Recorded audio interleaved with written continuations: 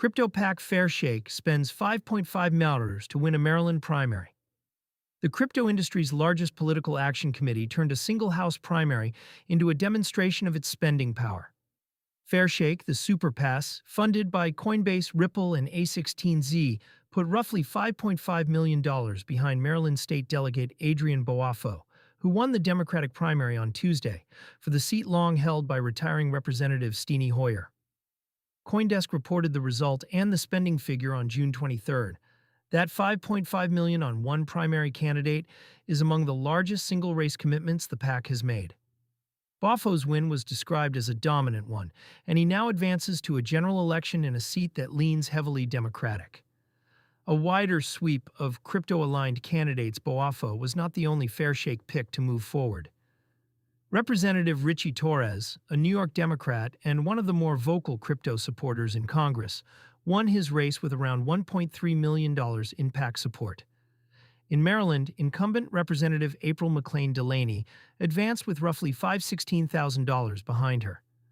The PAC also backed Utah Republican incumbent Blake Moore, showing the spending is not tied to a single party.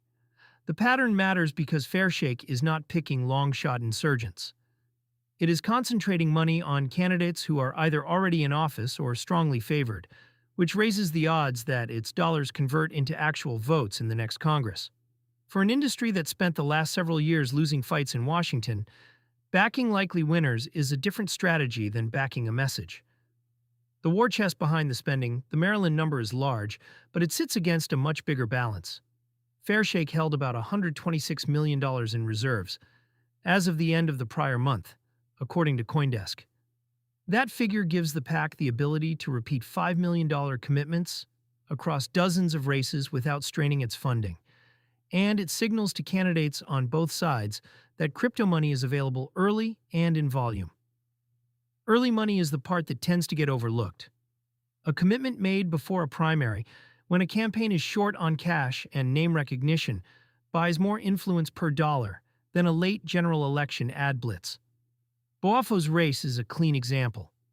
The support arrived when it could shape the outcome, not after it was decided. The legislation these seats will decide. The reason a crypto PAC cares about a Maryland House primary has little to do with Maryland. The next Congress will keep working through the bills that set the rules for stablecoin issuers, exchanges, and on-chain payment systems. Members elected with crypto backing are the ones expected to shape the detail of that legislation, from how stablecoin payments are treated to which agency supervises digital asset trading. For anyone using a crypto card or holding a dollar-pegged balance, that regulatory direction is not abstract.